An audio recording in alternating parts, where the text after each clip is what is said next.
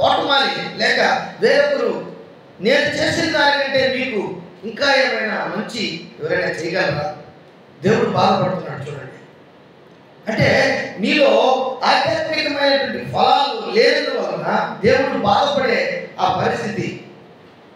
నీ జీవితంలో దేవుడికి ఇష్టమైనటువంటి ఫలింపు చూడండి. ఏమంటున్నాడు? నీ లోకిట నీ భార్య ఫలించట. ఎలాంటివాడంట? ఈ యొక్క మాట భార్య అంటే ఇంకొక మాట కూడా మనకు ఆధ్యాత్మికమైన అర్థం ఏంటంటే సగం. ఏంటంటే సగం. ఈ సగానికి శిరస్సులు యేసయ్య. యేసయ్యతో అడ్డుకట్టబడి జీవిస్తేనే కానీ ఈ సగము బహుగా ఫలించదు. తండ్రి దేవుడు ఎంతగానో బాధపడ్డాడండి. అట్లయితే ఇప్పుడు మీ కంచెని తీసివేస్తా, అడవి ప్రాంతికి జంతువులకి మీ కంచె తీసివేసి తోటను చెరిపివేయటకు నాశనం చేయటం నేను వాటికి అప్పగిస్తా అంటే ఆ చుట్టుపక్కల ఉన్నటువంటి ఇజ్రాయేల్ చుట్టుపక్కల ఉన్నటువంటి వారందరూ ఎలాంటి వారంటే భయంకరమైనటువంటి పగకట్టినటువంటి ఇజ్రాయేల్ పట్ల ఉన్నటువంటి వారి చేతులకు మిమ్మల్ని అప్పగిస్తారు. ప్రియమైనటువంటి దేవుని బిడ్డలారా, ఈరోజు అలాగే ఆధ్యాత్మికమైనటువంటి జీవితంలో నీవు ఒకరికి అప్పగింపబడకూడదు. సైతాన్ని చేతికి నువ్వు అప్పగింపబడకూడదు. ఆధ్యాత్మికంగా నువ్వు ఎవరి చేతిలో ఉండాలి? దేవుని. అందుకనే ఏమంటాడు యేసు ప్రభు, నేను నిజమైన ద్రాక్షవల్లిని, నా తండ్రి వ్యవసాయకుడు. ఈరోజు ఎవరు వ్యవసాయంలో ఉన్నావు? దేవుని వ్యవసాయంలో నువ్వు ఫలించే ద్రాక్షవల్లికి అడ్డుకట్టబడినటువంటి వ్యక్తిగా ఉన్నావు. ఇశ్రాయేలు ఫలించలేదు. ఇశ్రాయేలు జీవితంలో వారు ఫలవంతమైన జీవితం దేవుడు వారిలో చూడలేకపోయాడు. బాధపడ్డాడు, దిగులు పడ్డాడు, వ్యసనపడ్డాడు. ఎందుకు మీరు నేను నా సొత్తుగా చేసుకున్నాను? నేను ద్రాక్షవల్లి అన్నాను, నా కుమారుడు అన్నాను, నేను చక్కగా పెట్టుకుని వచ్చినటువంటి కుమారుడు అన్నాను, నా స్వాస్థ్యం అన్నాను, నా బిడ్డలు అన్నాను. అయితే వీరు కారు ద్రాక్షలు కాస్తున్నారు. దేవుని బిడ్డలారా, బాగా ఆలోచించండి. నీ లోకిట నీ భార్య ఫలించు ద్రాక్షవల్లి వలె నిన్ను నీ భోజనపు బల చుట్టూ నీ పిల్లలు ఒలీవ మొక్కల వలె. ఒలీవ మొక్కలు అంటే కనీసం 1000 సంవత్సరాలు ఒలీవ చెట్టు ఉంటుంది. ఏంటంటే 1000 years, 1000 సంవత్సరాలు ఆ ఒలీవ చెట్టు, లేక 2000 సంవత్సరాలు బాగా వేరు పారితే 600 మీటర్లు ఆ ఒలీవ చెట్టు ఏడు ముందుకు వెళ్తుంట. 800 మీటర్లు, 600 మీటర్స్ లోపలికి భూమిలోకి వెళ్తుంట. అందుకే అది భూమిలో ఉన్నటువంటి సారమంతా కూడా బాగా పీల్చుకొని బాగా బ్రతకగలిగినటువంటి ఒలివ చెట్టు. అది నూనె ఇస్తుంది. నోవ కాలంలో పావులు తెచ్చినటువంటి చెట్టు ఏ చెట్టు? ఏ చెట్టు ఆకు తీసుకొచ్చింది పాప? ఒలివ చెట్టు ఆకు తీసుకొచ్చింది. అంటే అన్ని చెట్లు భూమి మీద బాగా లేవు. ఒకవేళ మేము చనిపోవచ్చు, లేకపోతే అవి చిగురు పెట్టకపోవచ్చు. ఒకవేళ ఉన్న ఆ చెట్లన్నీ కూడా చిగురు పెట్టకపోవచ్చు. కానీ ఒలీవ చెట్టు పావులు కనబడింది. అందుకనే దేవుడు ఏమంటున్నాడంటే, భయం భక్తి కలిగినటువంటి వారిని ద్రాక్ష చెట్టుకి అడ్డుకట్టబడి ద్రాక్షవల్లికి ఒక తల్లిలాగా దేవుడు మనకున్నాడు యేసుక్రీస్తు. అంత మాత్రమే కాదు, నీకు ఆయన ఎక్కువగా దీర్ఘాయుష్యం ఇచ్చేదానికి ఒలీవ చెట్టు అంటున్నాడు. ఒలీవ మొక్కల వలె నుందురు. హల్లెలూయా, హల్లెలూయా. కాబట్టి యెహోవా యందు, 4వ వచనం, యెహోవా యందు భయభక్తులు గలవాడు ఇలాగూ. అంటే ఎలాగంటే యేసుక్రీస్తులో ఆశీర్వాదం, యేసుక్రీస్తుని అనుగ్రహించిన దేవుడు ఆయనతో పాటు సమస్తము మనకు అనుగ్రహించున్నాడు. హల్లెలూయా. ఎప్పుడు నువ్వు దిగులుతో ఉండద్దని ఆత్మ సమస్తము చేయగలిగిన దేవుడు నీ ఇంట్లో ఉన్నాడు. ఆయనే బైబిల్ రూపంలో నీ ఇంట్లో ఉన్నాడు. దేవునికి స్తోత్రం. వాక్య రూపంలో నీ ఇంట్లో ఉన్నాడు. ఆ వాక్యాన్ని చదివి నువ్వు జ్ఞాపకం చేసుకొని, ప్రభా నువ్వు నాతో ఉన్నావు, నన్ను విడవలేదు, చేయి విడవలేదు, నన్ను బంధువులు విడిచినా, అన్నదమ్ములు విడిచినా, ఇంట్లో వాళ్ళు విడిచినా, ఎవరు విడిచినా నాతో ఉన్నావు ప్రభువా. సియోనులో నుండి యెహోవా నిన్ను ఆశీర్వదించును. నీ జీవిత కాలంలో యెరూషలేము యెరూషలేములో క్షేమము కలుగుట సూచెదవు. హల్లెలూయా. సియోను అంటే దేవుడు స్థలం.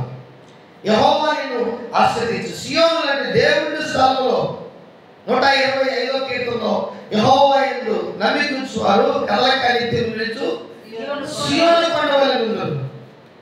యెరూషలేము చుట్టూ పర్వతములు ఇది మొదలుకొని తన ప్రజల చుట్టూ దేవుని ప్రసన్నత సన్నిధి ఉంటుంది.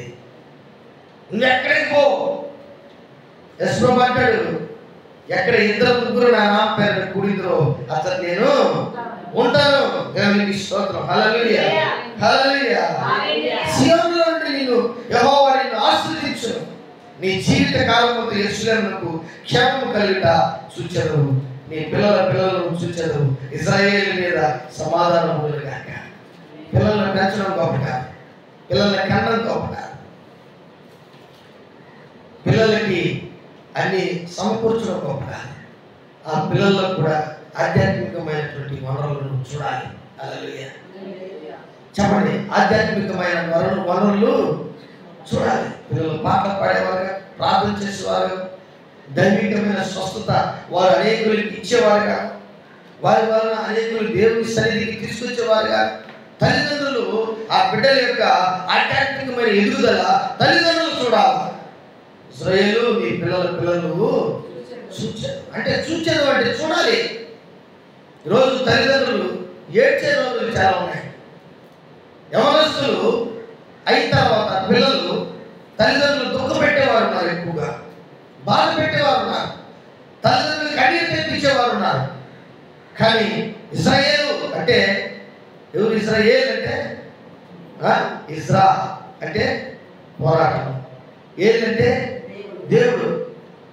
ఇశ్రాయేలు అంటే యాకోబుని ఇశ్రాయేలుగా మార్చి ఒక ఆధ్యాత్మికమైనటువంటి దేవుడి సొత్తుగా చేసుకొని నువ్వు నా సొత్తు అని చెప్పి ఆయనకి చెప్తున్నాడు, ఇశ్రాయేలు నీవు నా సొత్తు అయినటువంటి దేవుని బిడ్డవి. హల్లెలూయా. ఇశ్రాయేలు నీ పిల్లలు నీ పిల్లలు చూచారు. ఇశ్రాయేలు మీద సమాధానం కలగాక.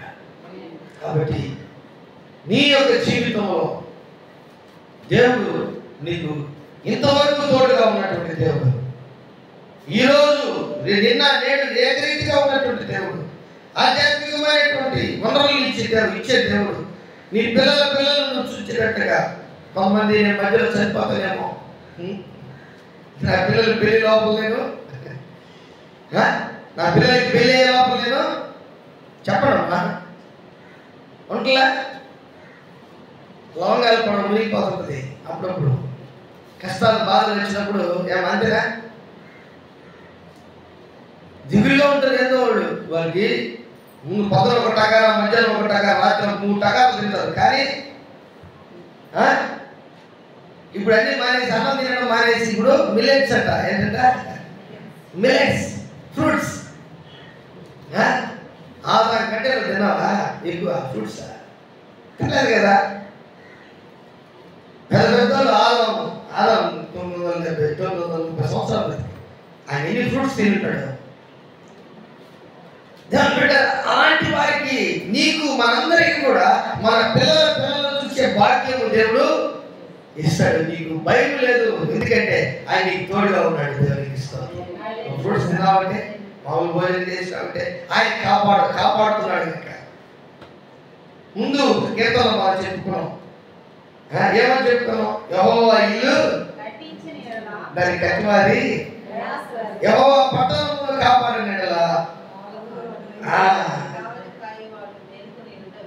మీరు వేకువనే లేచి చాలా రాత్రి పడుకోవచ్చు,